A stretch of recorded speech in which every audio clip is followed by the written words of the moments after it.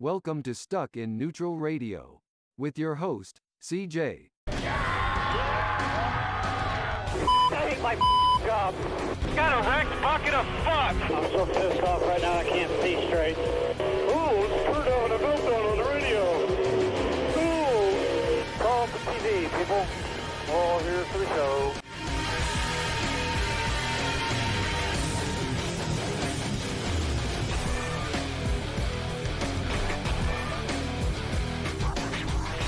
Hello, everybody. Welcome back to Stuck in Neutral Radio, episode 5, question mark? 5, I believe. It is March 14th, 2023, coming off the heels of this past weekend's races at Phoenix. We'll get into those shortly, as well as some detailed stuff that happened this past weekend, and some more opinions about the great sport of NASCAR. Hope you all enjoyed last week's episode. Thank you to everybody who went and tuned in. I saw the numbers were a bit higher for that one, so I kind of got some of you with that weird clickbaity title that I kind of made, but doesn't matter because I appreciate everybody tuning in as always. Hope you all enjoyed last week's episode, like I said. Coming off the heels of what happened last week in Vegas, though, this week in Phoenix, it was kind of more of the same. Not too many different faces at the front of the pack in the Cup race. We'll get into that later on, as I said. And then the Xfinity race was pretty good as well, but we'll get into that more later. News, as far as news that came out this last week, since last week's show, not too much news came out. The only major news pieces that came into this weekend were the confiscation of the part, I believe it's called a Louvre or the Louvers, something along those lines. I don't know exactly what those are, and I didn't really care too much to do too much research on it. More because the fact that there is no penalty announced yet or anything like that when this happened has me a little bit confused. So, if you didn't know and you've been living under a rock and you didn't know what the big news piece coming into this weekend was, Hendrick Motorsports, at first, it was Hendrick Motorsports, but then it later turned into also Kaulig Racing. Both teams had Louvers confiscated by NASCAR heading into the weekend. There was something either wrong or off about those parts that NASCAR felt the need to confiscate them from both Hendrick Motorsports and then later on Kaulig Racing.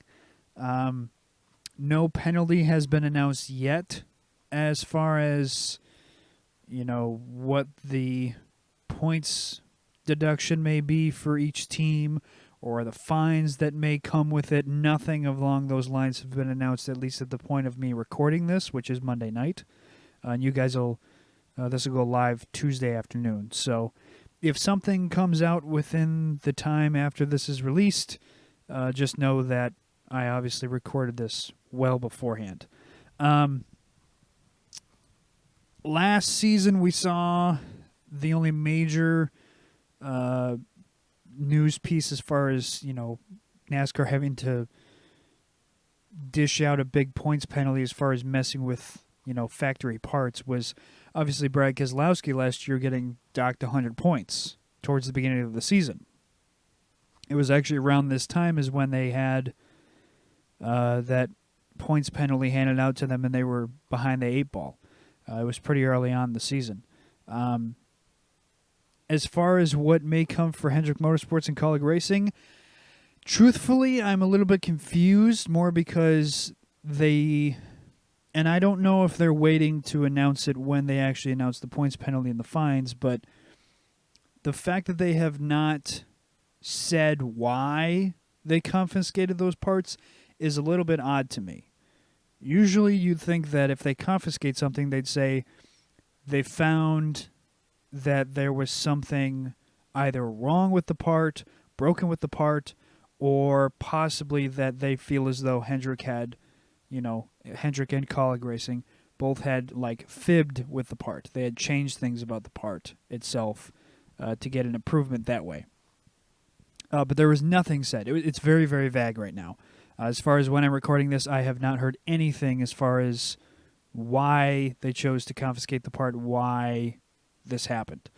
If I'm going to assume what's probably going to happen, it's probably going to be a points penalty, probably going to be a fine more than anything. It'll probably not be, I don't think it'll probably be 100 points. More because it didn't really seem like I said, like they didn't come out and say they messed with the part. They just said that NASCAR took the part and they confiscated it because they felt like, something was off about it.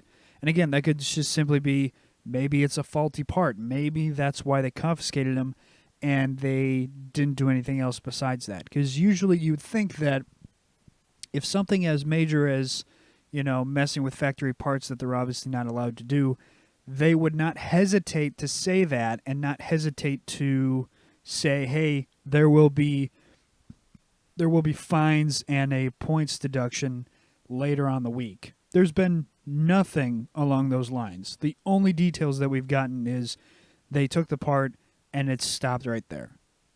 Now, people are assuming that there's going to be a points penalty and a fine because usually that's what follows if NASCAR is going to do this type of thing, but it is a little bit odd that there has been complete silence throughout this entire weekend.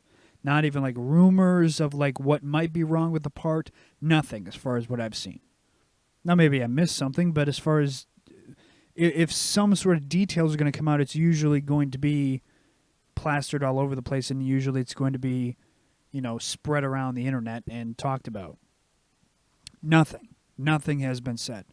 Again, as far as what I've seen, maybe I missed something, maybe I didn't miss something and I'm correct in saying that it's been very vague, but I'm going to assume that there will be some sort of points penalty and fine to both teams.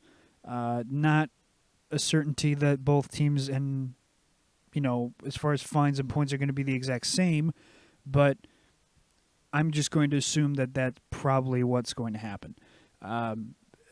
Again, I don't know very many details as far as what they may have even attempted to do. It's very, very vague from what I've read. Besides that, though, as far as my opinion on that, though, if we'll just say for happenstance, if Hendrick Motorsports and Kaulig Racing both chose to do the same thing and fib with the part, I'm not going to fault them for it. As I said last week, and I kind of, have said the last couple weeks, everything is so minute now as far as being able to find an edge. All these cars are so close together. All these cars are so close as far as Chevys and Fords and Toyotas. All of them are so close as far as what they can actually find, like what they can actually change or tune about the car. It is, like I said last week on last week's show, it is, as far as who's going to have success, it comes down to driver talent in no particular order. Driver talent, the setups, and the manufacturers. That is it. You can't really change anything. You're not allowed to change anything about the factory parts. You're just simply not allowed to. So if somebody were to attempt to do that, if they were even attempted to just by like millimeters, just the littlest bit, I can totally understand why somebody would attempt to do that, because since the dawn of NASCAR, ever since it was first founded, decades and decades and decades ago, it's always been about trying to find an advantage over the next guy. Nobody's showing up every week with the exact same parts and the exact same engine and the exact same car and the exact same everything. Nobody's showing up with everything the exact same. You're trying to find any way, shape, or form to have an advantage over the next guy.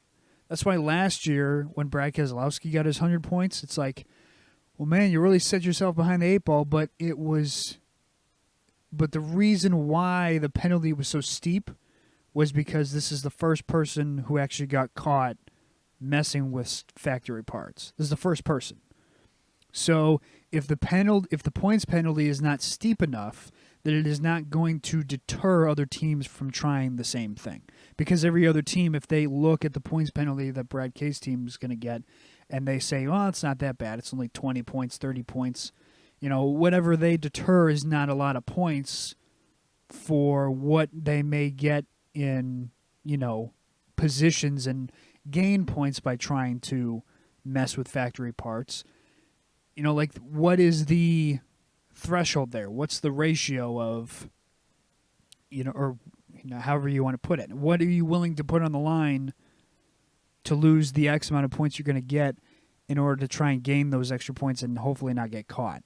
If you know what I mean. I'm kind of probably fumbling over my words with this, but if the points penalty was not steep enough last year, then more people probably would have attempted to do that.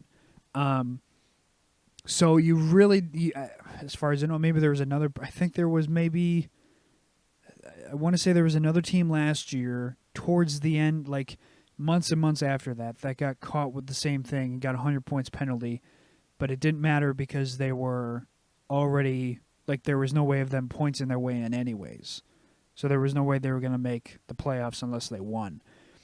It was, I don't remember who it was, but I remember Brad being the main one because it was so early on in the season. It was such a highly talked about topic.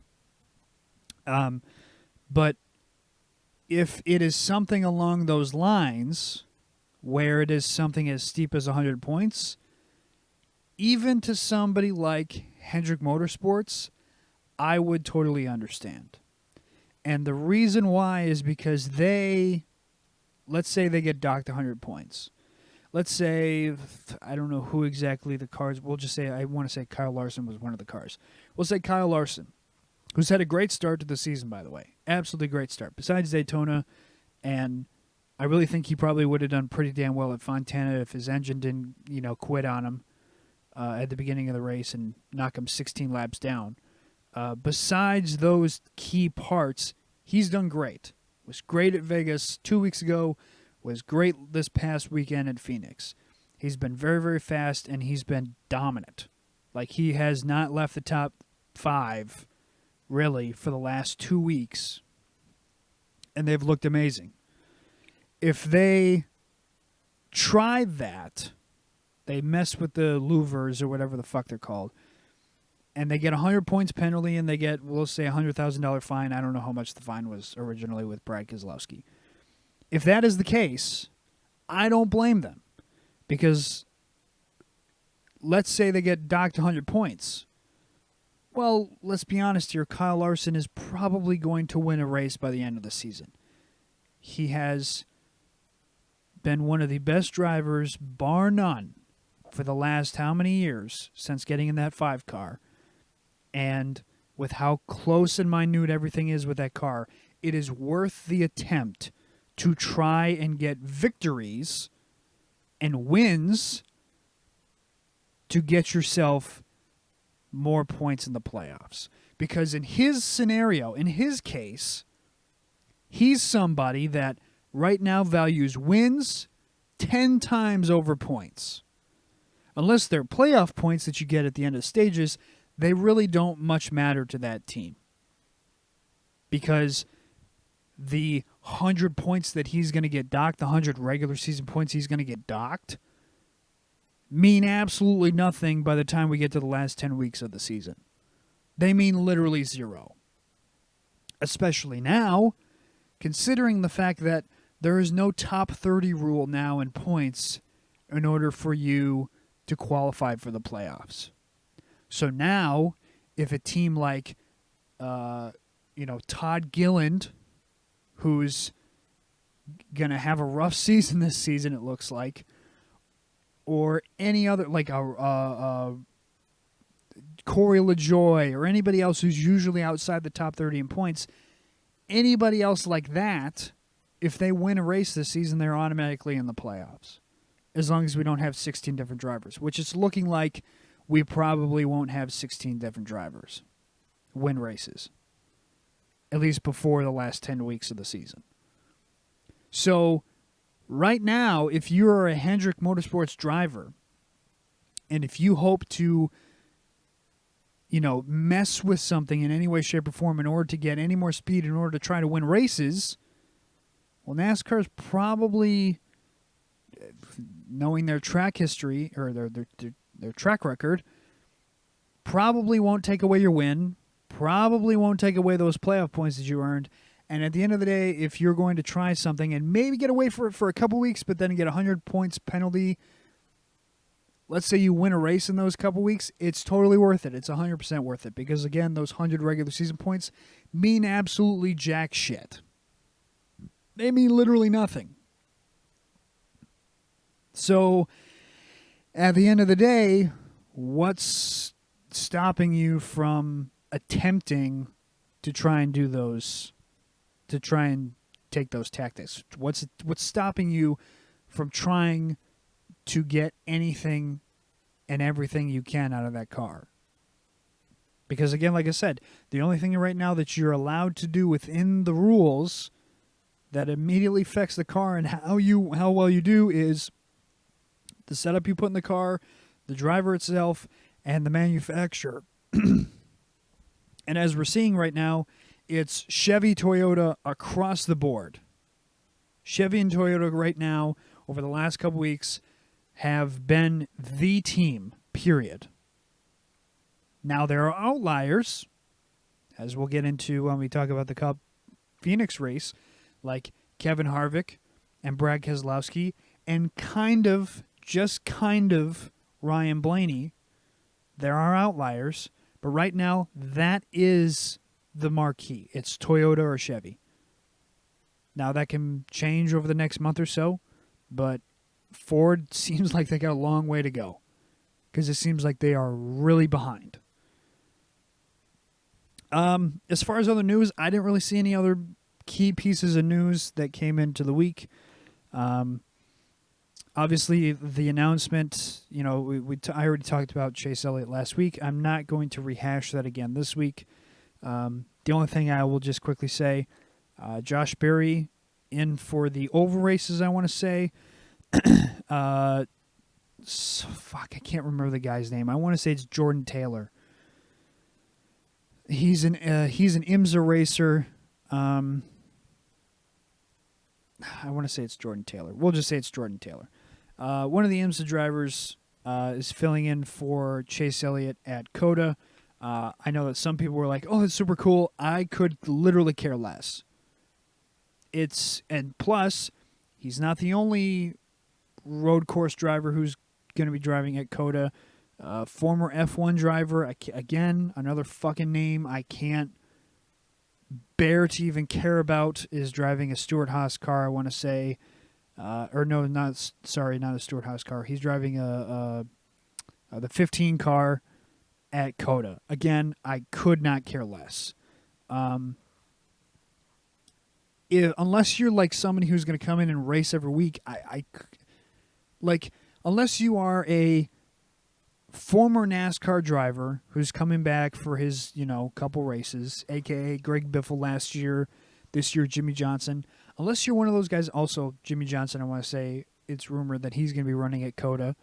But unless you're one of these guys that's like a mainstay in NASCAR and who's been here forever, or like you're known as an oval driver, I'm sorry, I cannot care about an IMSA driver coming in or a former Formula One driver coming in to run races. I couldn't care that Kimi Räikkönen is coming back again to race more races. I'm sorry. It's just you know that they're not going to come in and win the race. I'm sorry. It's not going to happen. It's just not. Good for them that they get to come in and have fun for a week and enjoy the show as much as they can, but I really couldn't care. Plus, I'm sorry, COTA is not a good race. It wasn't good last year. I have high doubts that it'll be good this year. It was okay at best last year. The only thing that it clouds people because it had such an amazing finish with Ross Chastain's great move there at the end to push both Bowman and Allmendinger out of the way and have him drive away clean. Outside of that, there was nothing too much interesting about COTA in general. It was kind of a shit show, which seems to be the common theme with most of these new road courses. Regardless, though, outside of that, not too much news, so let's go ahead and dive into this past weekend's races. No truck race this past weekend, and I know that the ARCA race was at Phoenix, but I did not watch it. I did not have time. I was out doing things on Friday night, so I did not catch it, and I did not record the race. I want to say the kid who won the race was like 15 years old or something like that. He was like crazy young. And I know that it was a somewhat entertaining race. Good for him, though. Good for the kid who won. I want to say he was driving like the 41 car or something like that. So good for him. So let's go ahead and actually dive into these races, though, here.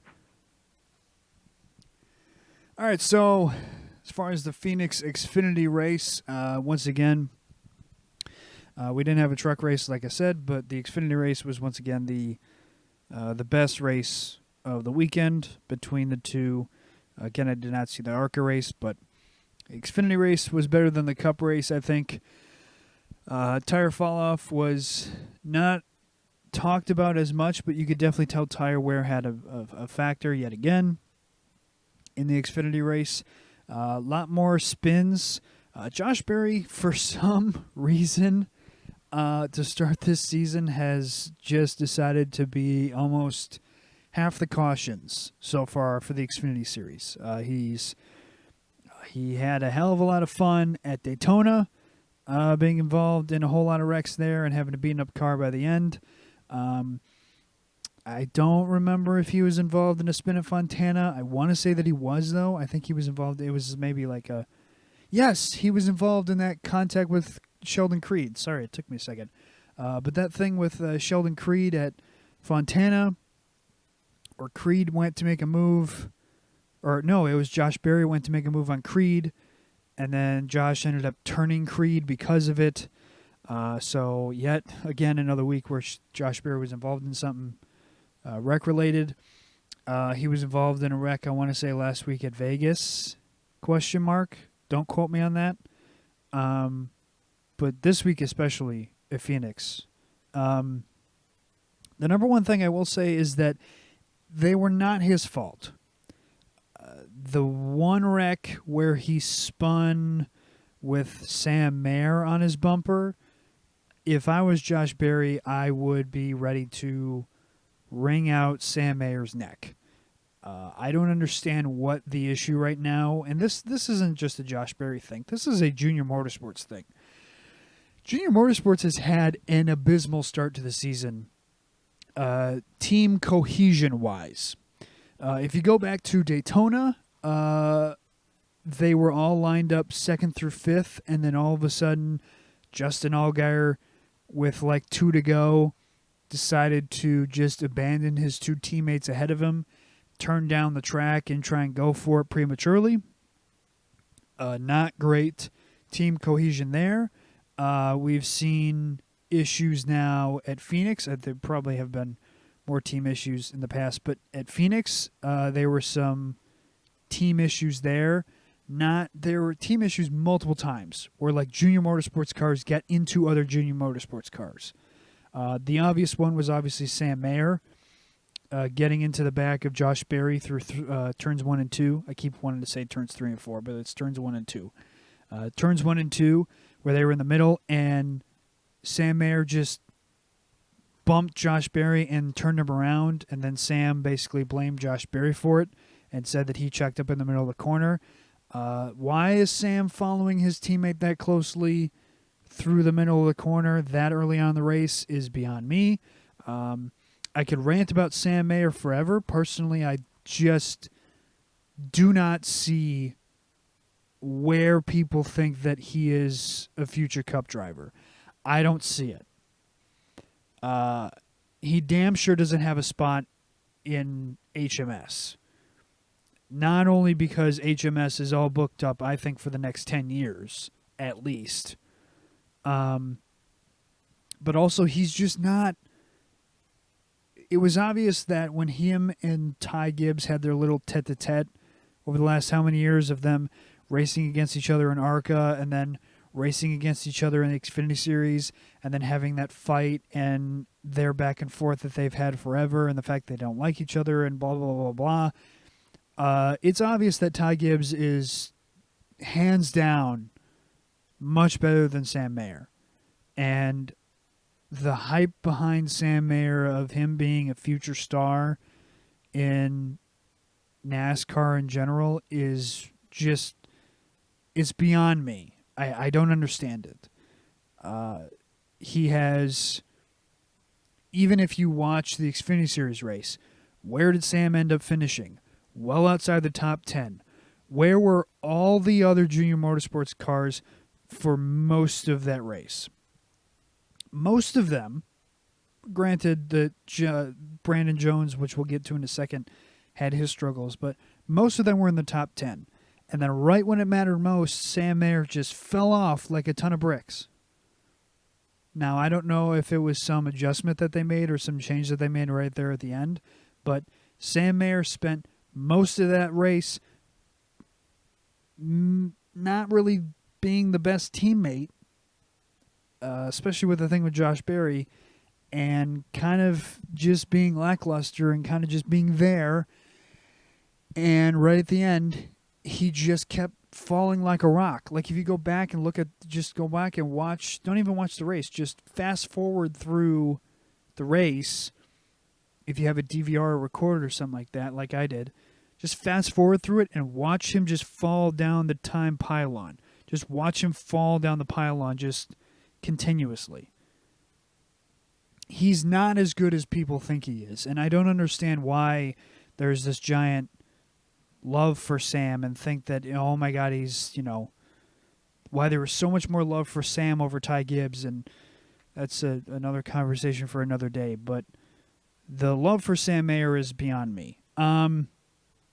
I don't think he's very good at all. I think that he's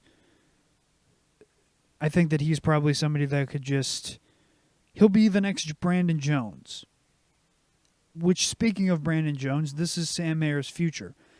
Brandon Jones in this 9 car has had a very bad start to the season.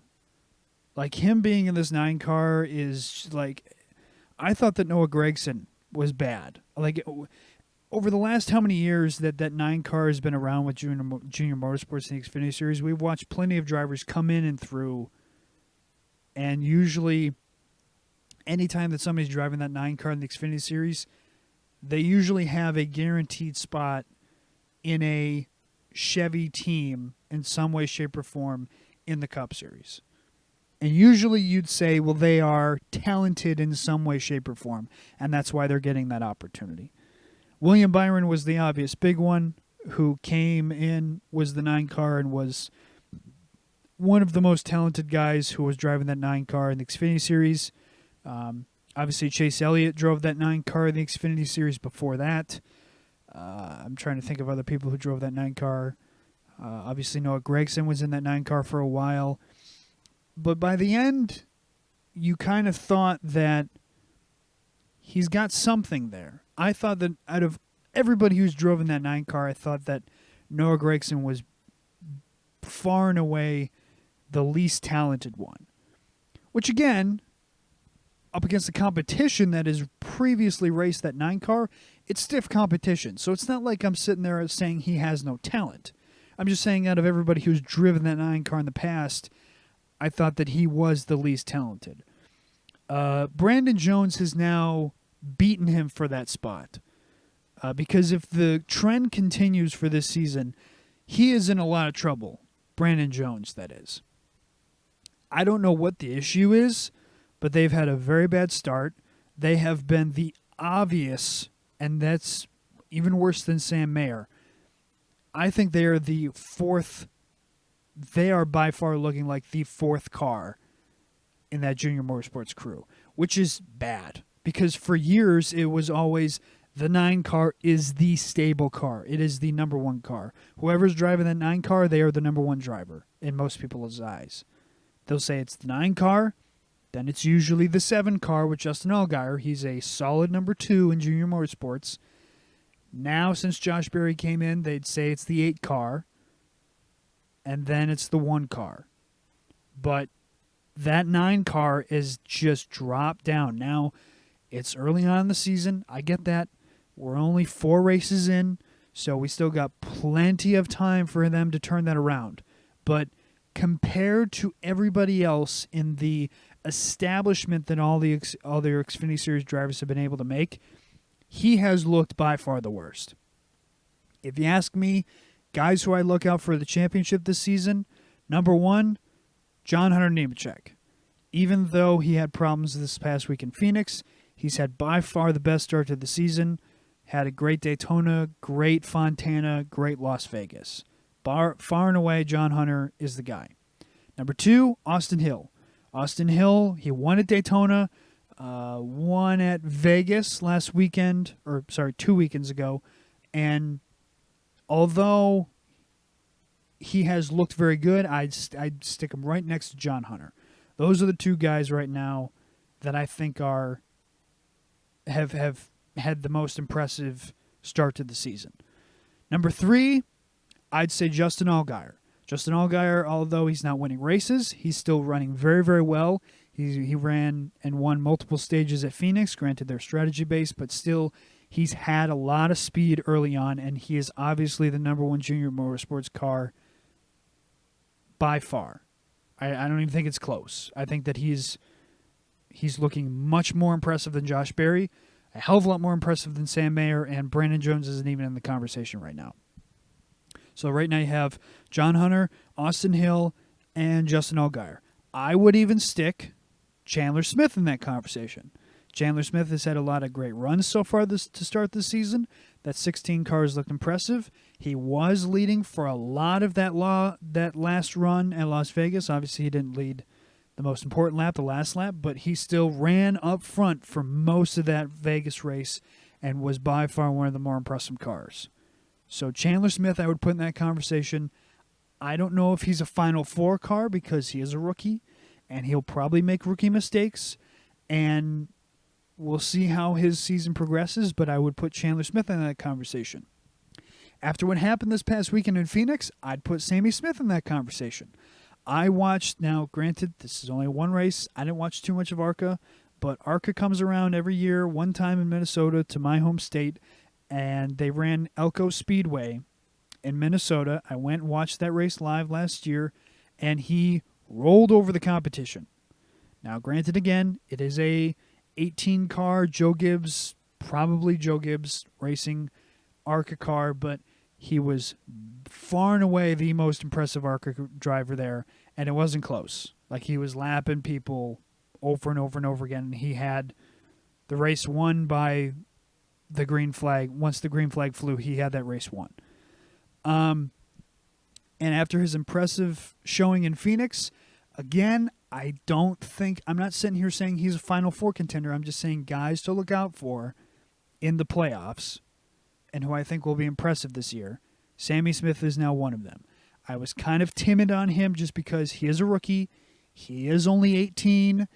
This is his first year in the Xfinity Series, and there was not nearly as much hype behind Sammy Smith this season as there was Ty Gibbs when he got into his 54 car in the Xfinity Series. Now, again, we'll see how next weekend goes when we go to Atlanta. I want to say the Xfinity Series is racing in Atlanta. Don't quote me on that, though. I'll check that at the end of the podcast.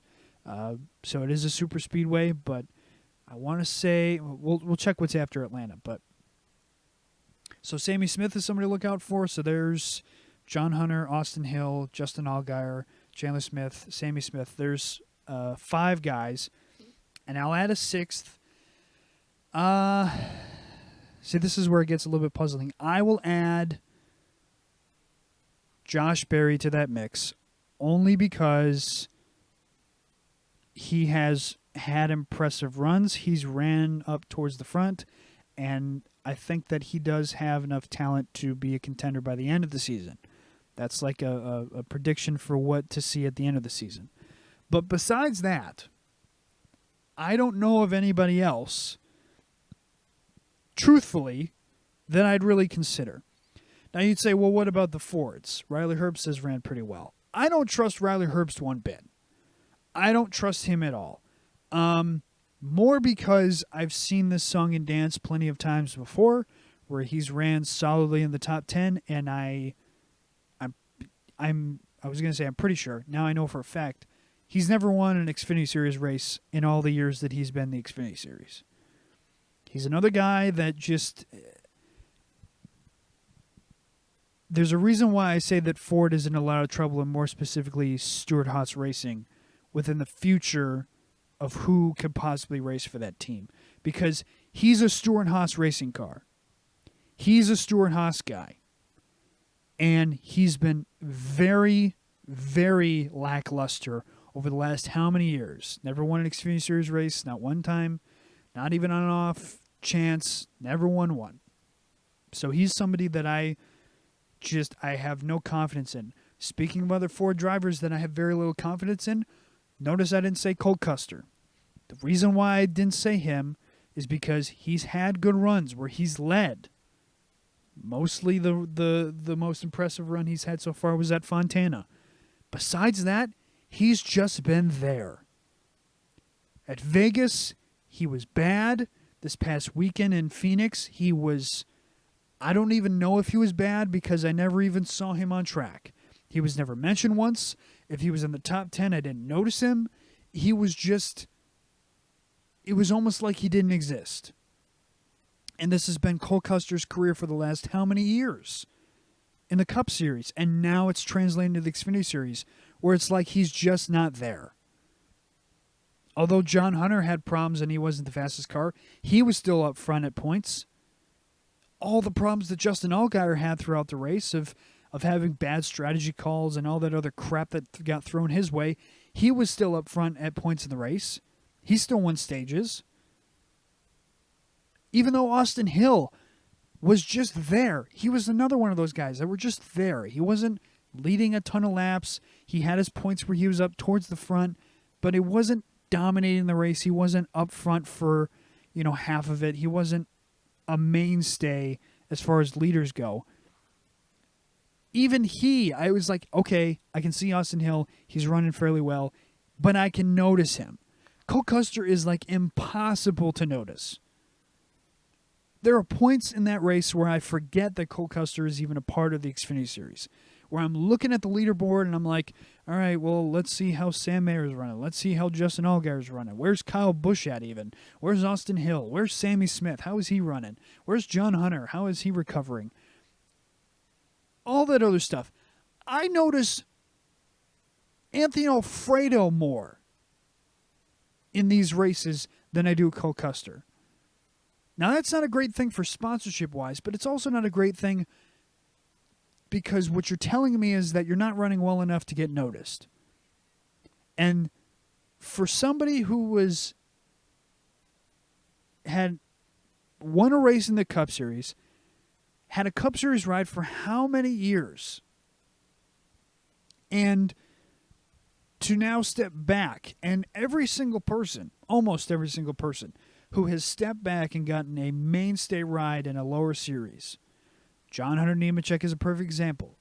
Raced in the Cup Series for a couple for a cup of tea or whatever, a cup of coffee, was terrible. Did not end well. He went back down to the Truck Series. He got a pretty good ride in the Truck Series with KBM. But guess what?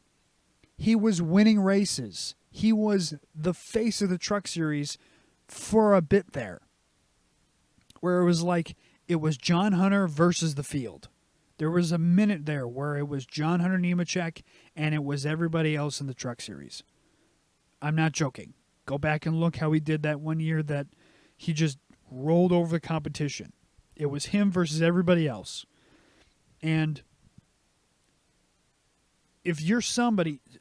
Matt DiBenedetto, I would say, is not a good example because he's racing with a lower-end tier team in the Truck Series. But even somebody like... who else is taking a step back? I can't think of anybody else who's taking a step back off the top of my head besides Cole Custer. And then there's Cole Custer, who was a part of Stewart-Haas Racing in that 41 car for many, many years. And he had a decent amount of time there to run that 41 car, which was basically self-sponsored by Haas Automation or whatever the sponsor is.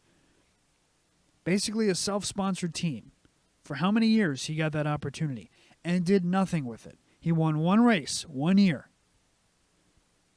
And then he did nothing else since. And now he steps back to the Xfinity Series. And everybody is looking at that 00 like they should be a absolute contender for the championship. Absolute contender. He should be rolling over these guys. He should be dominating these races because he has Cup experience. He's raced against guys like Kyle Busch, Kevin Harvick, Chase Elliott, all the main veterans right now, all the best, Kyle Larson, all the best in the Cup Series. He's raced against all of them. He's had experience at the highest level. He should be able to strive and succeed very, very quickly against lower-end competition. Now, I don't know if it's a Ford thing, because ever since Chase Briscoe left the Xfinity Series and left that 98, the Ford camp has been just uneventful and just non-existent in the Xfinity Series. But besides that, Cole Custer should be able to take his experience and his skill and come down the Xfinity Series and at least be a top 10 to top 5 car at all times. And to anybody who's like, well, you're expecting too much of him too early. Well, then what you're telling me is that he's not that good. And that he should not be considered a championship favorite if the success is not there. If you're telling me that I'm expecting too much of him this early on, then he's not a championship contender and he's out. He's out. He's not going to be a Final Four guy. It'll be Justin Allgaier, Austin Hill, John Hunter, and a fourth other random name. Maybe Josh Berry. But if the expectation is that a guy who's been in the Cup Series, who's gained much respect within the Cup garage, probably has very much improved his skills since leaving the Xfinity Series to the Cup Series. On top of that, raced against much tougher competition for many, many years. To now take a step back, you'd think that he would be much, much better than he is right now. Now, again, I understand. We're only a month into the season. I understand that. It is a long, long season. So we're going to have plenty of chances, and I don't doubt, trust me, I'm not sitting here saying Cole Custer is going to go winless. He will win races this season in the Xfinity Series. I don't doubt it. But to see guys like John Hunter, who weren't full-time Xfinity Series drivers last season, to see Chandler Smith, who wasn't a full-time Xfinity Series driver last year, and to see those guys with brand new teams. Brand new teams. John Hunter, brand new team with Joe Gibbs Racing, the 20 car. Chandler Smith, brand new team in the 16 car with Kaulig Racing. An immediate success. Immediately showing that they have skills and they have speed. Right out of the gate. Within the first month. And we see only a very small blip out of Cole Custer. A blip. Like, he's already behind. He's behind in points, and right now he's well behind in momentum. So they got a lot of work to do in that 00 camp. And again, maybe it's a Ford thing because Ford for years has struggled in the Xfinity Series. But it can't just be that. It can't be. I don't know what Cole Custer's issue is. Ever since he left the Xfinity Series and he went to the Cup Series, and ever since he got that one win in the Cup Series, he won one time. Ever since then, he has just been bland, vanilla, mundane, middle of the pack, no momentum, nothing. He's just been there. And you can't be in a top-end car, for my opinion, both Cup Series and the Xfinity Series, and just be there. You just can't. But again, another guy who I didn't mention in that conversation, Brandon Jones. Brandon Jones, him having his rough start to the season is not good. But his case is even worse because Cole Custer last year, he may have ran like one or two Xfinity Series races, if I'm not mistaken. But he was definitely not somebody who raced Xfinity Series racing every single week. Like, he wasn't a mainstay in the Xfinity Series. He didn't even run half the races. Barely ran, barely a part of it. Brandon Jones ran the Xfinity Series all season for the last how many seasons? Like, he has been a mainstay in the Xfinity Series for the last how many years? And when he was with Joe Gibbs Racing in that 19, he would be there. He would be knocking on that door. He'd be that round of 8 guy. He'd be like Ryan Blaney right now, where he'll run well. He'll win a couple races. He'll be right there, but he'll never make it to the Final Four. He'll make it to the round of 8. He's a solid round of 8 driver, but he'll never be able to get over that hump. And he gets a new opportunity now with Junior Motorsports because the 9 car is vacant. They got to find somebody. Honestly, I think it's more of, there's a part of me that thinks that Carson Quaffle is a future Junior Motorsports driver. I think that part of it is just because if people don't know who Carson Quaffle is, let me give you a little bit of a catch-up here. Carson Quaffle races for Junior Motorsports. I believe it's Junior Motorsports. I may be talking on my ass, but he races the late model series, I believe under the Junior Motorsports camp. He has Bass Pro Shops in his car, and I believe he's had iRacing on his car in the past, and probably Filter Time, and every other Junior Motorsports sponsor there is.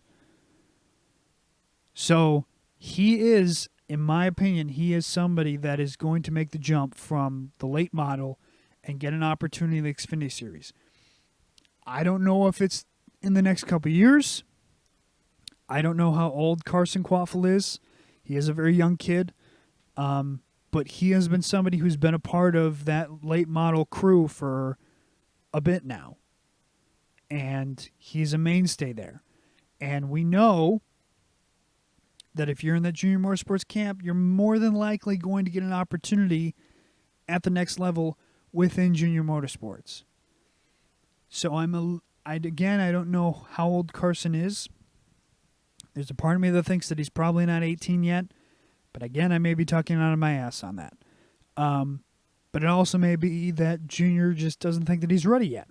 That's a very possible thing.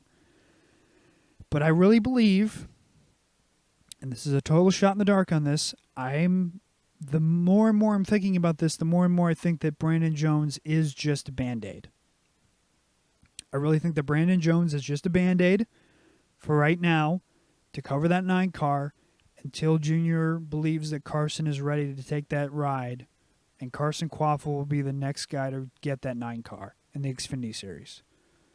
We saw it with Sammy Smith in the ARCA Series.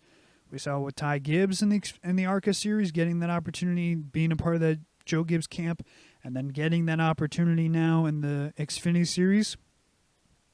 We saw Josh Berry was a late model driver for Junior Motorsports. He then gets an opportunity in the Xfinity Series car part-time in that 8 car. He proves himself, wins some races in that part-time, gets himself some sponsorship. Now he's a full-time rider in the Xfinity Series. There's a part of me that really thinks that Brandon Jones, because of how long he's been in the Xfinity Series, and I know that some people might, well, part of it is also he has sponsorship, but also part of it is like he's been in the Xfinity Series for a while. He has experience. He can run races. He can be successful. You're not going to win a championship with him. I'm almost certain Brandon Jones will not win the Xfinity Series championship this year. I'm almost certain of it. The competition right now, he is so far behind them. And again, I understand we're only a month in, but I really don't think I'm overreacting on this one. He's had a rough start, and I mean rough. He's been behind on, compared to everybody else that's gotten a new team. Like I said, Chandler Smith, new team, right out of the gate, has got speed. John Hunter Nemechek, brand new team, right out of the gate, got speed. That 9 car, last year, besides Ty Gibbs, was the best car all year long. They finished second in the championship racing, or in the championship run, last year with Noah Gragson. So that team is very capable of not only just having speed, but having race-winning speed. And if the fact you can't find top 10 speed consistently over the last how many weeks is a problem. He needs to turn it around. And again, Atlanta next week is a wild card race because it's a super speedway and anything can happen and anyone can win that race, really. But in 2 weeks, when you show back up to a regular event again, you better find something that you didn't have the week prior, or that you didn't have this past weekend, and the week before that, and even the week before that. Because right now they're behind. They're behind John Hunter. They're behind Austin Hill. They're behind their teammate Justin Allgaier. They're behind Chandler Smith. They're behind even Josh Berry. They're behind against a lot of other guys. They're even behind Cole Custer. And Cole Custer's behind everybody else. There's some obvious problems in that 9 car, and they've got to turn around fast. Because if they don't turn around fast, they're going to be behind the 8 ball. And yeah, you might say, we're only a month in. Well, yeah, but now we have a month of racing in, and all those other guys, Austin Hill's got 2 wins, John Hunter's got a win. Now, this past weekend, Sammy Smith has got a win. Justin Allgaier, although he hasn't won, he's got stage points. There are guys who are already starting to stack up those championship points heading into the playoffs. And right now, Brandon Jones is batting a big old 0.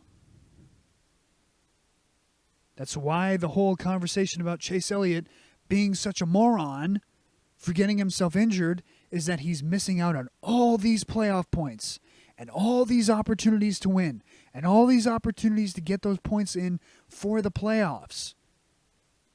You're setting yourself behind so badly for this extended period of time that, yeah, you might say it's only a month into the season, but when you get to the last 10 weeks, it matters. How many times do we see, even in the round of 16 or the round of 12, these points matter because it comes down to 5, 4, 3, 2, even sometimes it comes down to a tie in points. They matter.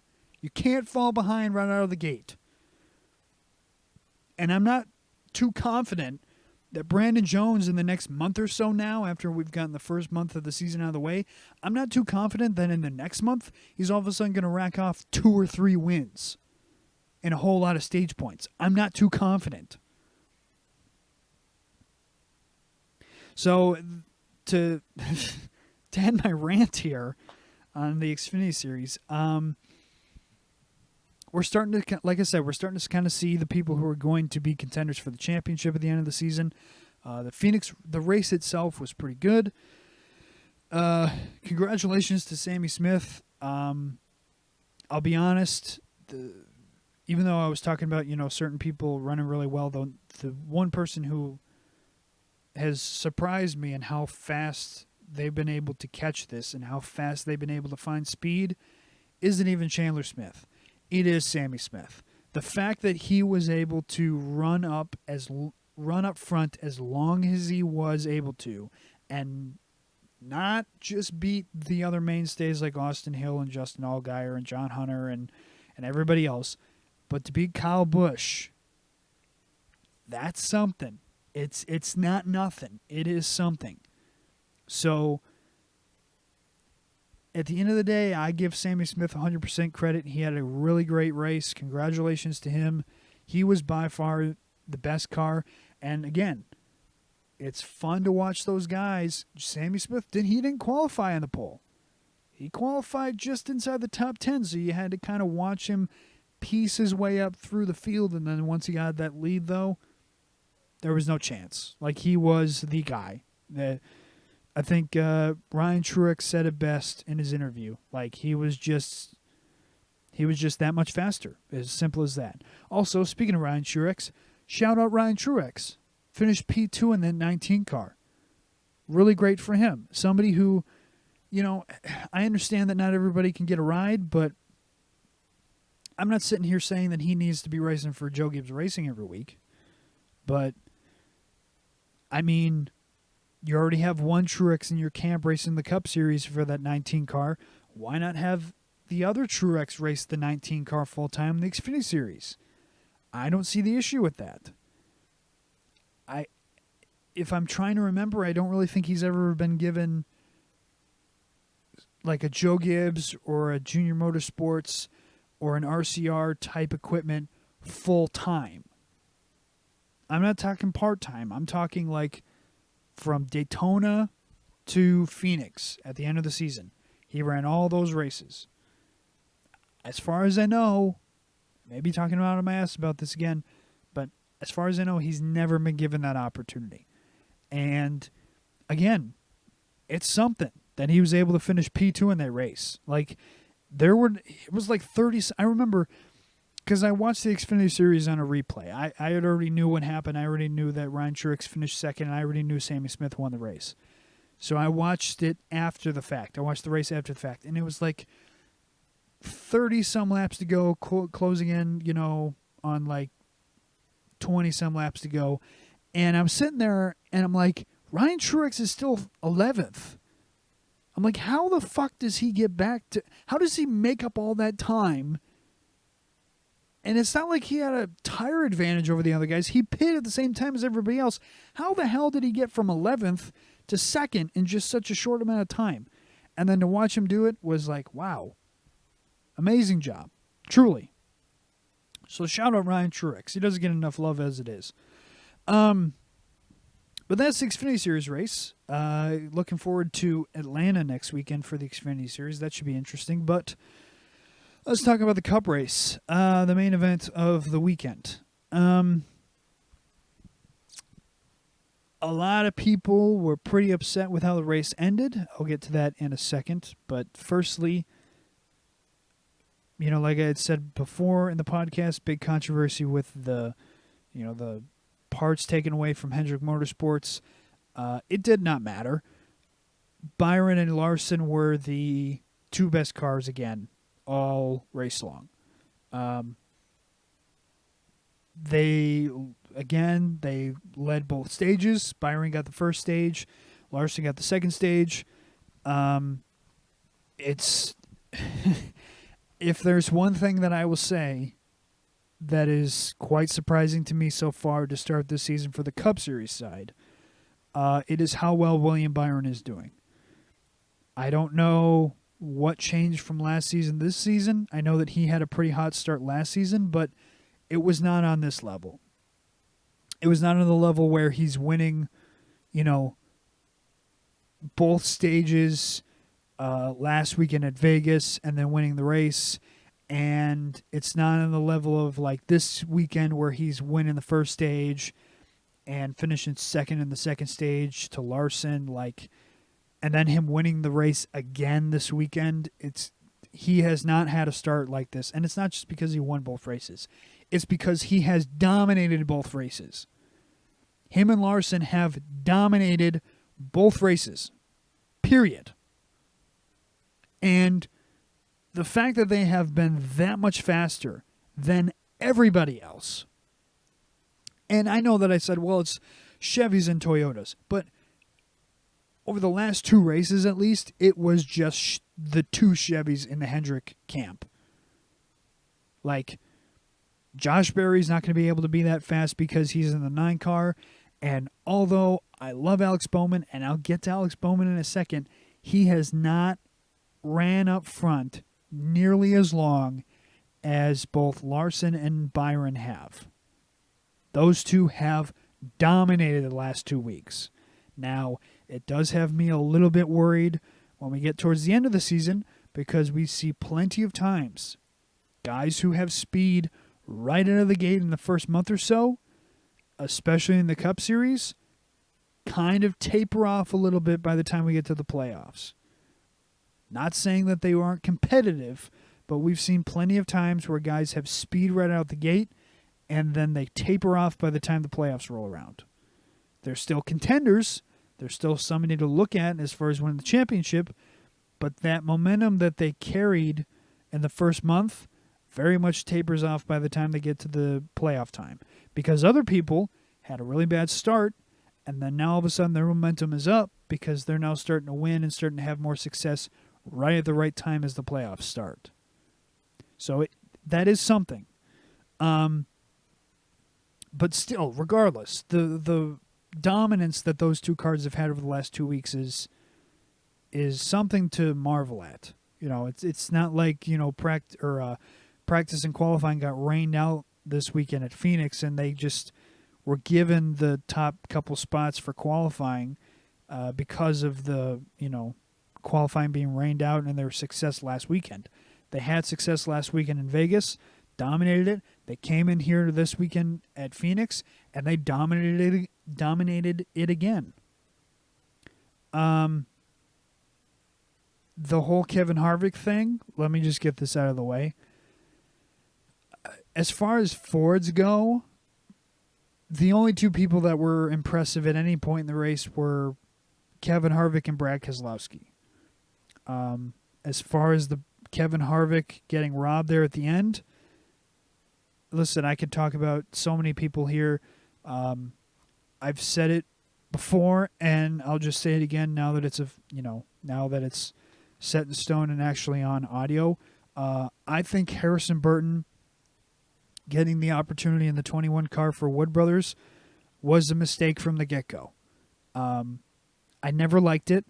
I always thought that when Matt DiBenedetto was in the 21, he wasn't winning races. You never went into a race, you know, thinking that he was going to have a shot to win. There was only certain points where he would run well. It was usually at short tracks where he would show his talent. There was obviously that famous Bristol race where he almost won in that 95 car, but then got beat by Denny Hamlin there at the end. And he's had, like, Matt DiBenedetto almost won a super speedway race in the 21, so like he was close. But Harrison Burton is, I can't stress this enough.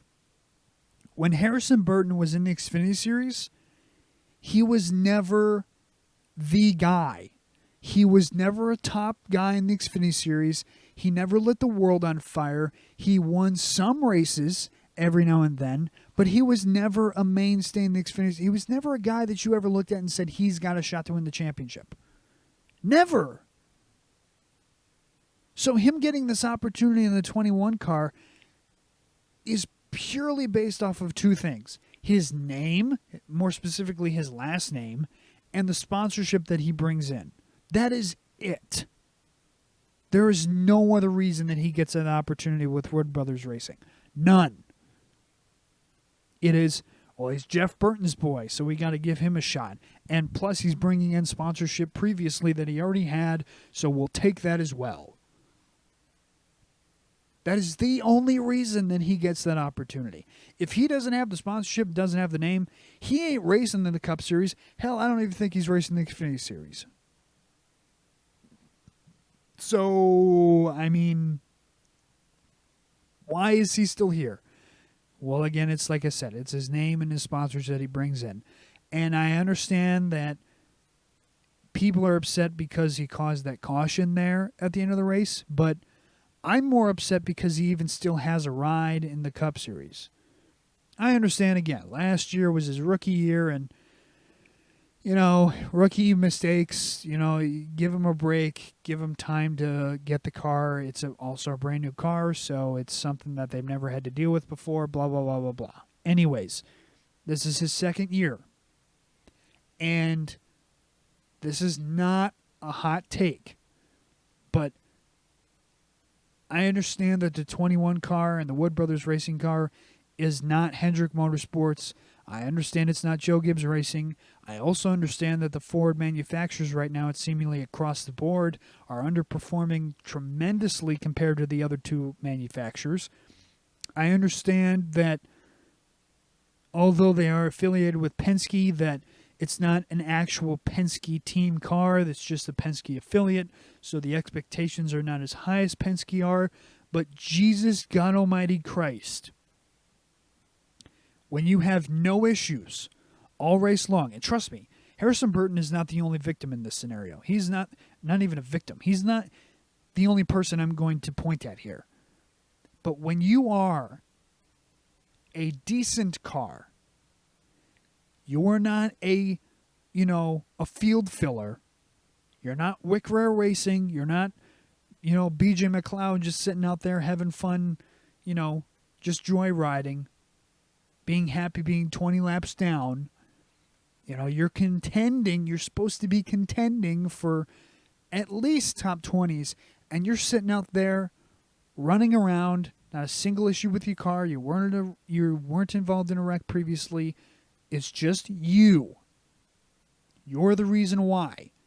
And you're 30th someplace, 2 laps down, based off of speed alone.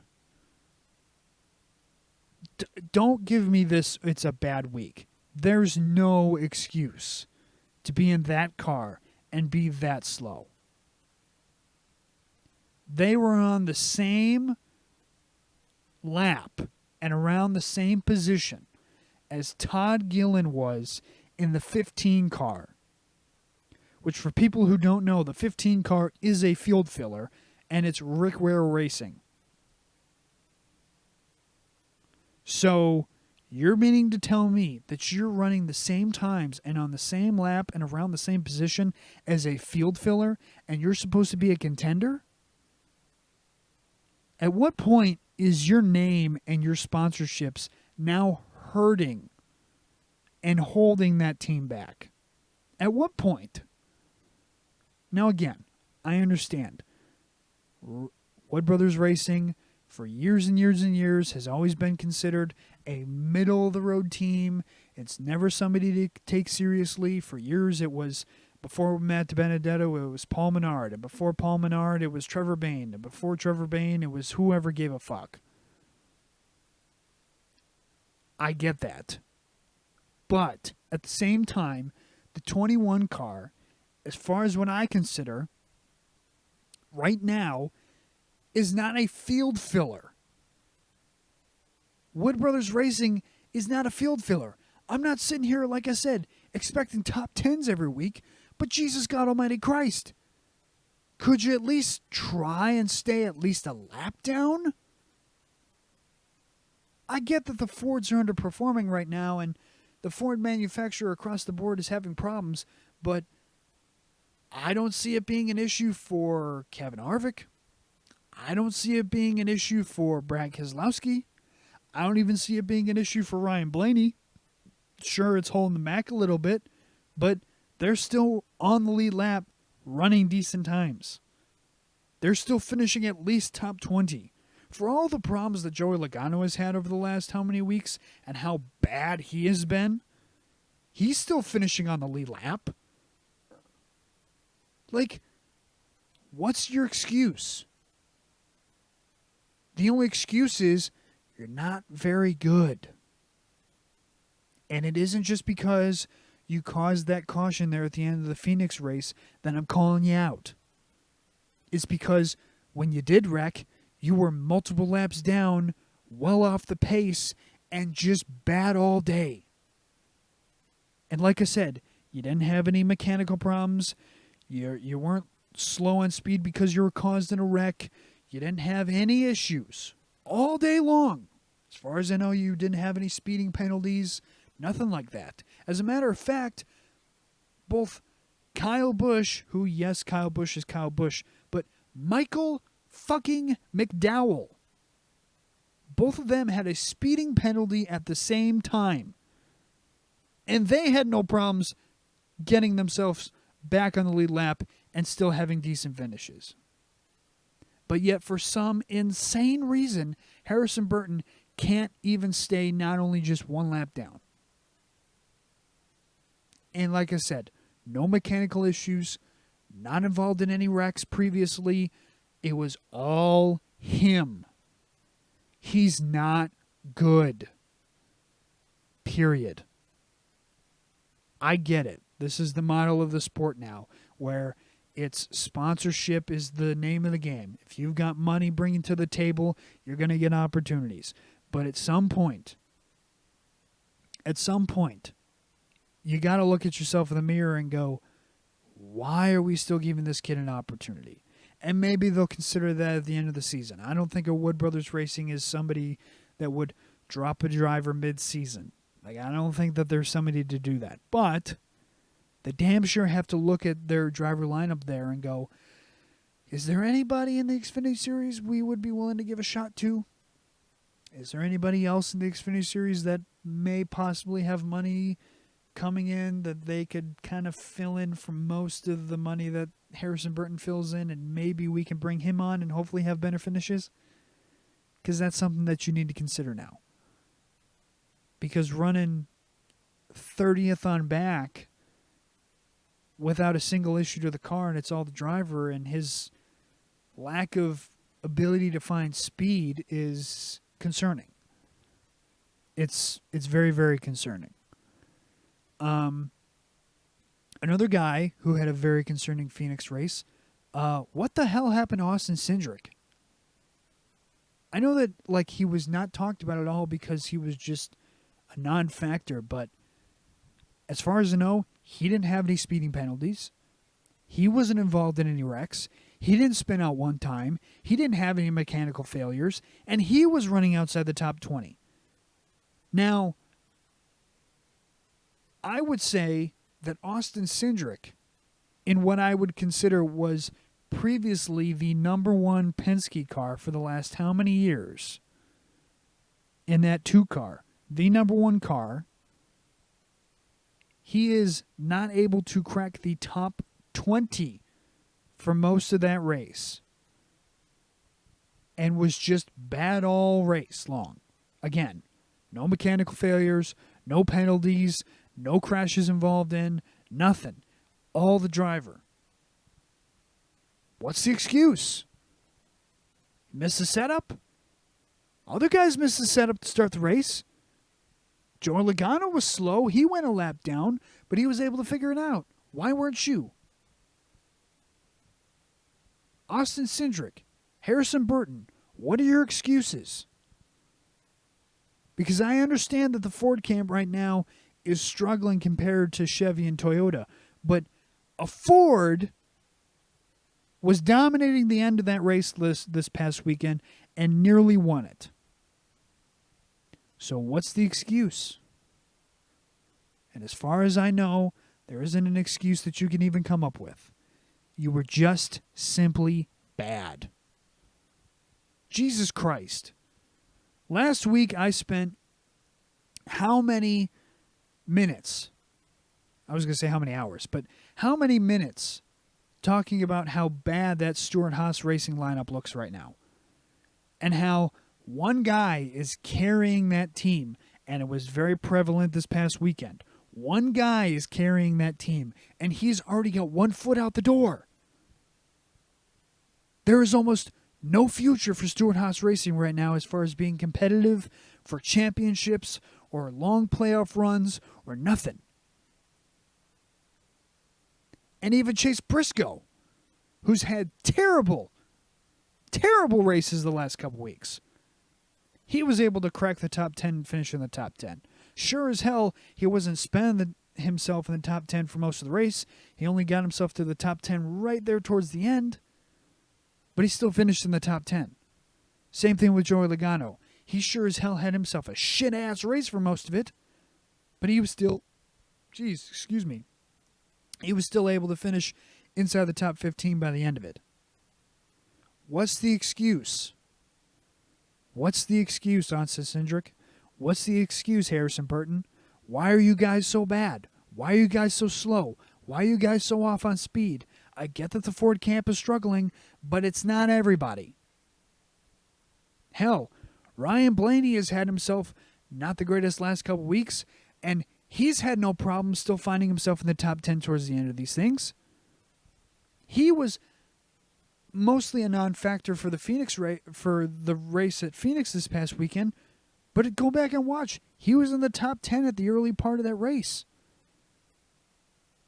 He ran decently. So to sit there and to try and make any other excuse other than I'm just not very good right now. That's your only excuse. That is it. Is that I'm underperforming as a driver. And I have massive steps to take in the next couple months. I'm telling you, man, the Ford camp in general, and it's not just because the manufacturer seems to be, for some insane reason, so much farther behind Chevy and Toyota right now, but the talent itself in Ford right now is scarce. It is scarce. Chevy, all four Hendrick Motorsports guys, elite talent.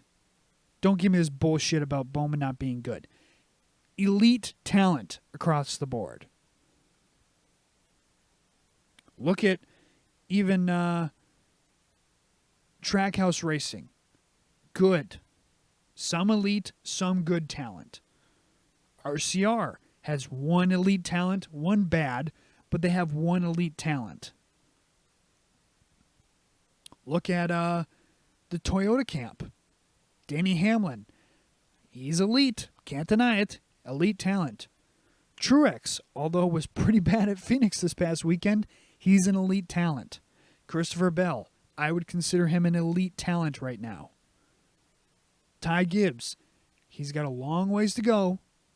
He struggled this past weekend as well. There was some improvement. He ran better than Truex, which, although, let's be honest, it was not that tough. Truex was pretty bad. But Ty Gibbs, he will make improvements by the end of the season. He is a rookie, so we're not expecting the world from him. Look at the 2311 camp. I'll be honest. I got to give credit where credit is due. They have a good driver lineup there. They have a great future there. Bubba Wallace he should be a sponsorship magnet, and he's improving. He's had very good runs the last couple weeks. All things considering, he's not in the doldrums. He's running pretty well. I got to give him credit.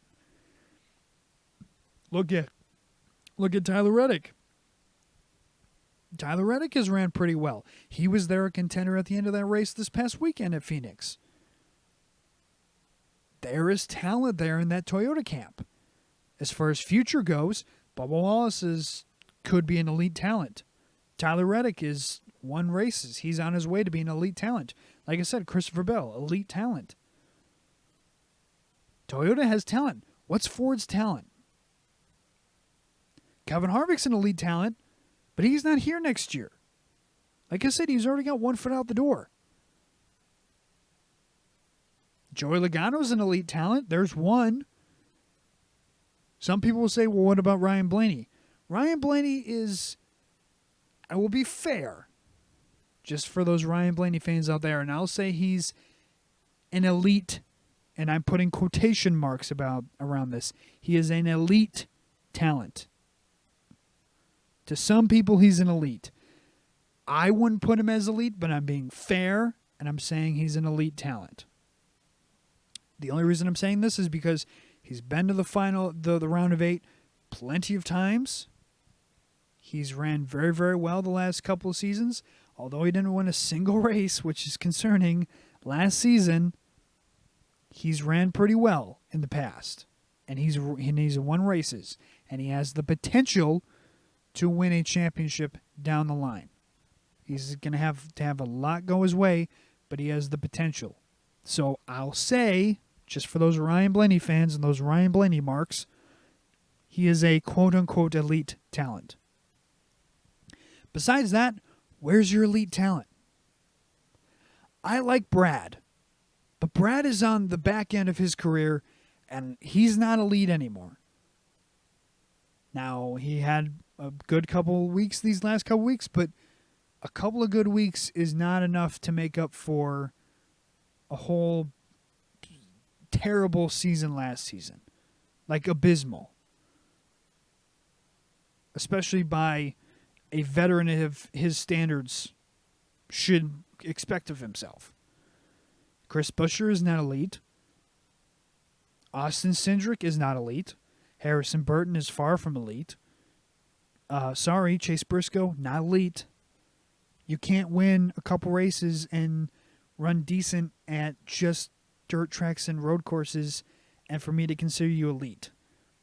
Chase Briscoe has not shown me anything so far that is elite. And I'm sorry, running outside the top 30 for multiple races this season, for a good chunk of them, is not elite.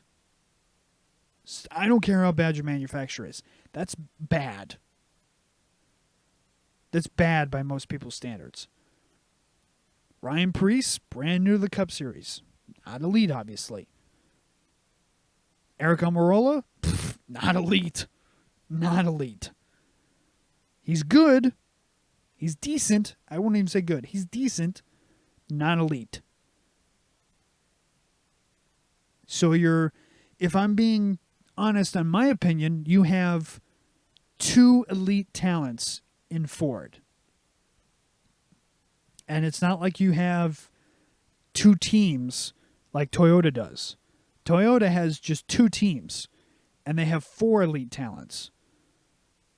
Ford has at least four somewhat prevalent, if you want to get technical with Wood Brothers, five somewhat prevalent Ford teams, and you have two elite talents within those four teams. Just two.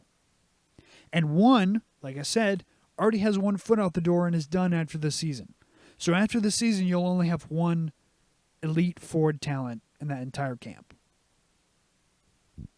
There is a major gap in talent between the Ford drivers and Toyota and Chevy. There's just a major gap. Like I said in the last episode, Stewart-Haas is in trouble. They are possibly on the verge of being the next RFK, where they just have okay talents and they run middle of the pack, and maybe once in a while they'll snatch a top 10 or a top 5. Like, to take Chase Briscoe's performance from this past weekend and take it like, oh, Chase Briscoe's back. Remember, this is the race that Chase Briscoe won last year. So the expectation is that he should still run well this year. And again, for most of that race this past weekend, he was outside of the top 10. Only towards the end, within the last 20 laps, again, right off the crazy restart there at the end, the overtime restart, did he sneak his way into the top 10. You can't sit here and tell me that Ford shouldn't be concerned. Because the other part, who's the talent in the lower series within Ford that's waiting in the wings? Cole Custer, he already had a shot in the Cup Series and failed. Riley Herbst, where's the spark? Where's the star? Where's the showing? Where's the wins? Where's a win? Not even wins. Where's a win? What other Ford teams in the Xfinity Series are there? That's pretty much it. Well, what's in the Truck Series? Oh, there's not much in the Truck Series. Hallie Deegan, it's a name, but she don't got a whole lot of talent. The only person is Zane Smith. That's it.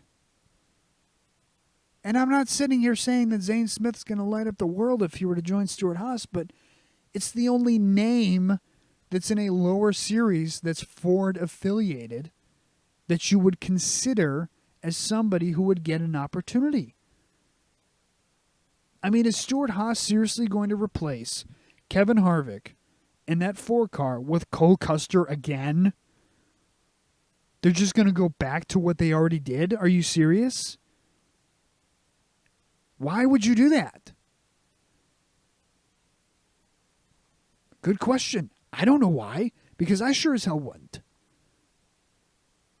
Why would I go back to something that I already know didn't work and do it again in the hopes that somehow something would change? I don't know. There's no reason that I could possibly come up with. None. At the end of the day, where's the talent within Ford? You got two guys. One who put on an amazing performance this past weekend in Phoenix, was great on the long runs, and almost won the race there towards the end. Pit call kind of cost him, taking the 4 tires versus obviously the 2 tires. But besides that, Joey Logano, who Logano was bad. By Joey Logano standards, he was bad. Like very, very bad. And remember, this is the championship race at the end of the season. Phoenix is. So, based off of how Joey Logano and the Fords ran, besides Kevin Harvick, all the other Fords have a shit ton of work to do if they want any chance, even if they make the Final Four, to win that championship. Because right now, the teams that have a very good established ground are, funny enough, the Hendrick group and the Joe Gibbs group. Those are the two groups that I feel as though have an established pretty good base. Because besides William Byron and Kyle Larson dominating most of the race, and Kevin Harvick being up there, Danny Hamlin was up there in the top 5, Christopher Bell was up there in the top 5. So you're telling me that the Joe Gibbs racing crew had some guys running well at the top 5 at Phoenix. They kind of get it a little bit. And I understand that some people will be like, oh, it's the new short track package. Which, by the way, new short track package is not much of an excuse. You need to have some sort of speed. And this isn't a new thing that Ford has been off. This has been talked about for weeks now. Ford has been off. Ever since they left Daytona, they have not been good. They had a spark at Fontana, but besides then, Vegas was bad, and this past weekend was bad. Simple as that. Ford is off, and they're off on the tracks that matter. Super speedways, you only ran a handful of those tracks a season, and they have little to no impact on how you're going to win the championship. I don't know how good they're going to be on short tracks or road courses. We already kind of we just did the short track. We did a short track package. They were bad. They were not even bad. They were awful. Besides one Ford, they were awful. Keselowski had his moments at the beginning of the race, but he tapered off there towards the end. There should be at least real concern in that Ford camp. Because if I'm looking at who I'm predicting to be in the final 8 even of the championship round, and I understand it's early, but I might pick one Ford, maybe 2. Like, I can't fully say that Kevin Harvick is going to be there, so I'll say Joey Logano. Like, Blaney's ran well.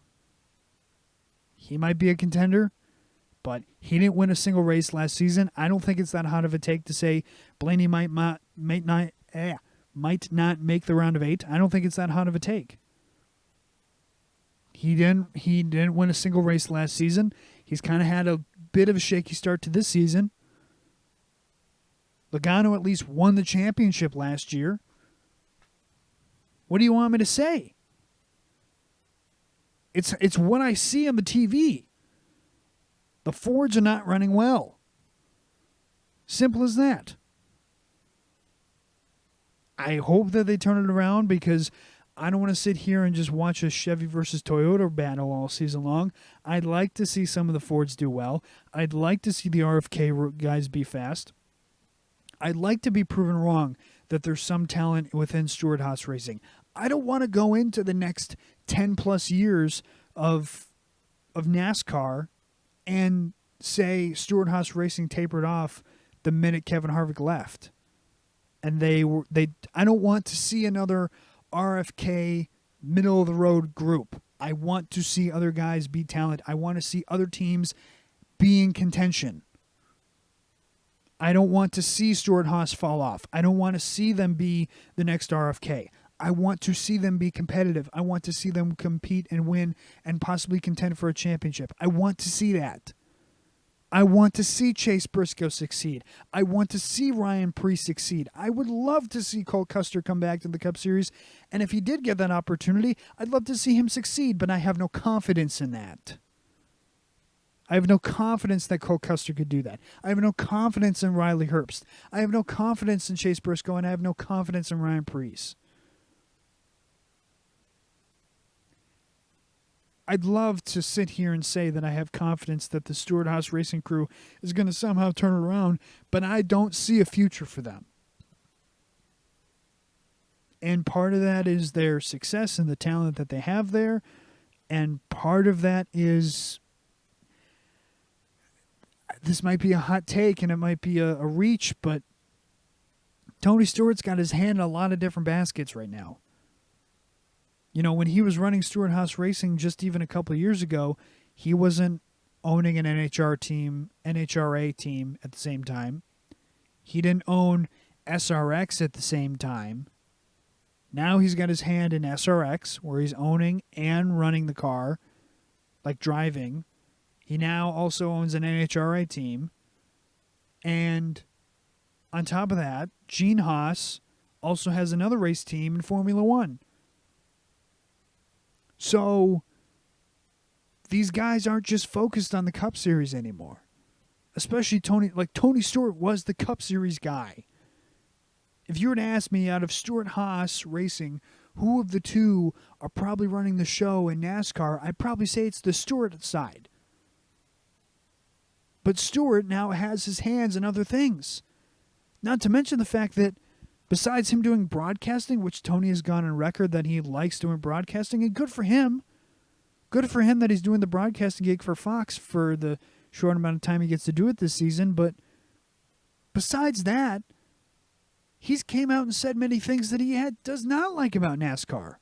That NASCAR has done to him that he's not a big fan of. The whole thing between the whole thing over Eldora.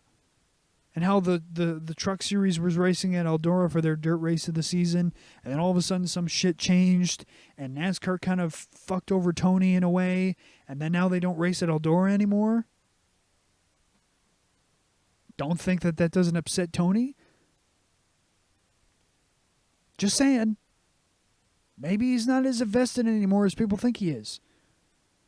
And maybe that's an unfair shot. And some people might say that that's an outlandish take, but not only that fact, but like I said, he's got his hands in other baskets now. Whereas before, he didn't own an NHRA team. He didn't own SRX and run SRX. There's other things that he is involved in now that he wasn't in previously before Stewart-Haas was started. So I don't know what the future of Stewart-Haas is. Like I said, though, I hope that it doesn't taper off. I hope it doesn't turn into another RFK. I hope that it stays a stable championship-level team.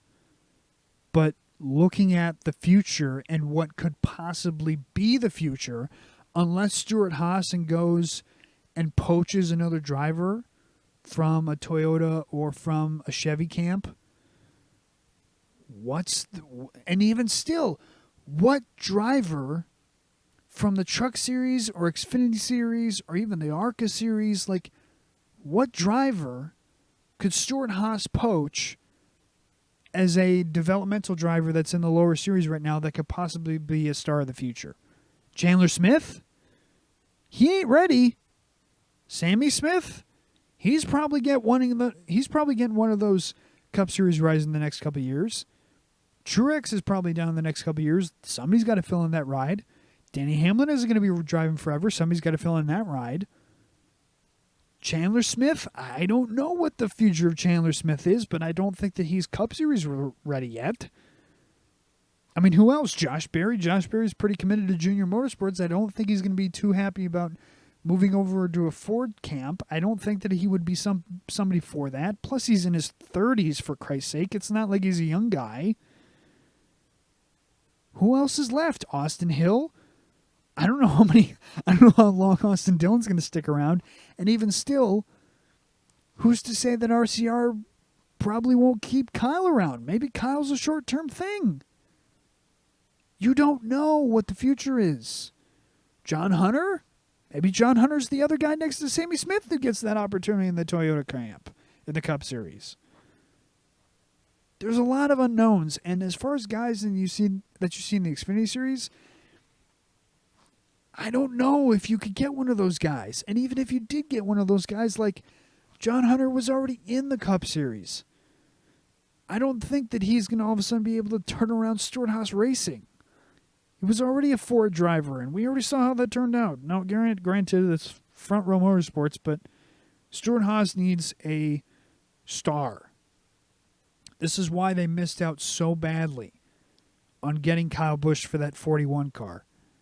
Because Kyle Busch being in there with Kevin Harvick and being a star for Stewart-Haas Racing, that was a giant miss for Stewart-Haas Racing. A giant miss. Because not only and maybe they couldn't afford him because they couldn't get the sponsorship. But if that's the case, that's even more sad because Stewart-Haas Racing could have very, very much used him. Because right now, obviously, I know it's an obvious fact, but like it needs to be pointed out. If Kyle Busch was a Stewart-Haas Racing car, the narrative I think around Stewart-Haas Racing right now would be completely flip-flopped. Even if Kyle Busch ran the exact same way he's been running right now, where he got the win at Fontana, and since then he's just been kind of middling around top 10. If that happened, the narrative for Stewart-Haas Racing is completely different. Instead of people like me being concerned that Stewart-Haas Racing might turn into the next RFK, now it is, if Kyle Busch is there and gets that win at Fontana for them, now it is Stewart-Haas Racing is still in a top elite talent that is contending for the championship. That's how different the narrative could be. And I'm sorry. I like Brian Preece.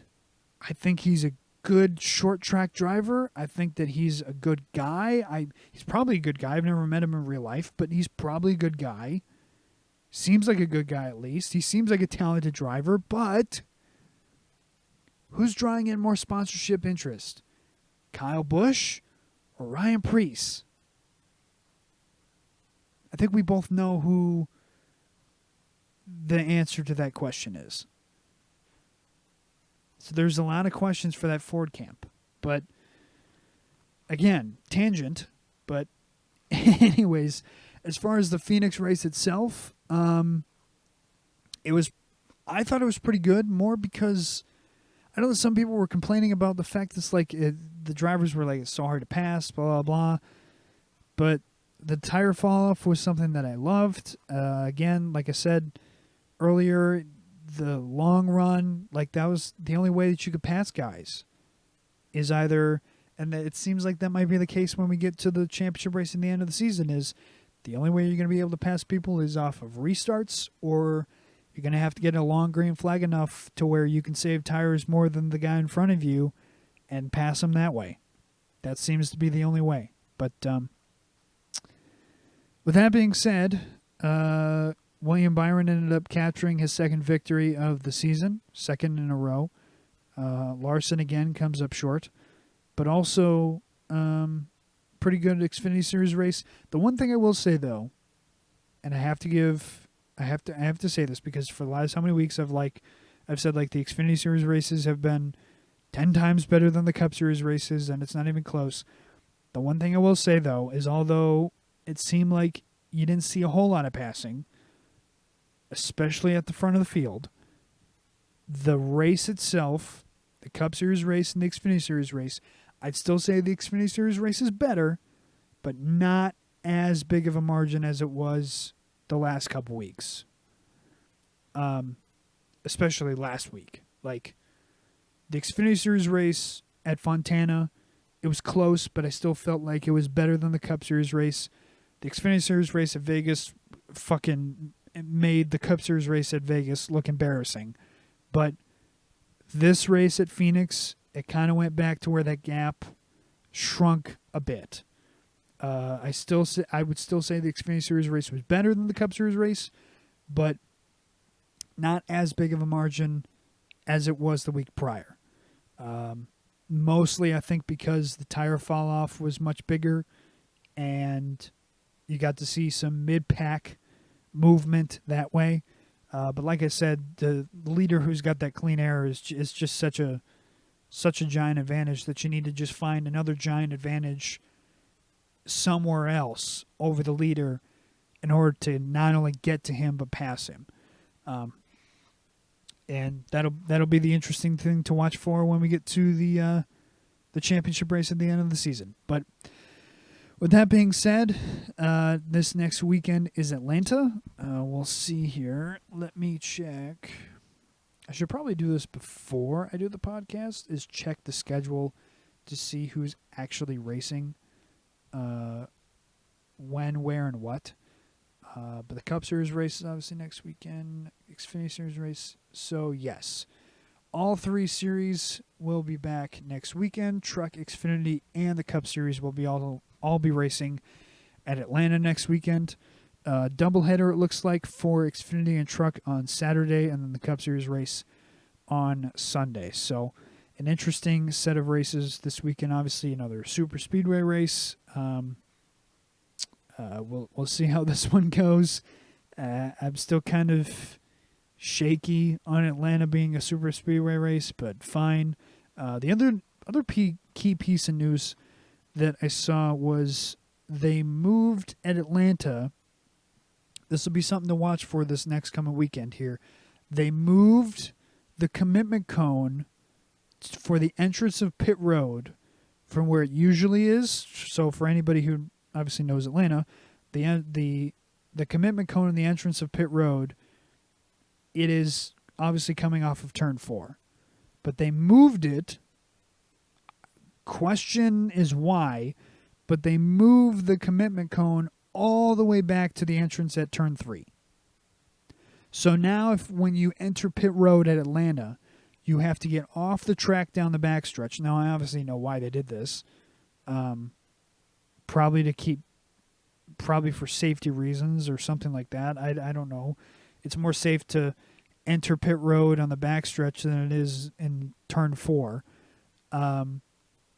But they moved the commitment cone all the way to turn 3. So now, in order to enter pit road, you have to turn left going down the backstretch at Atlanta.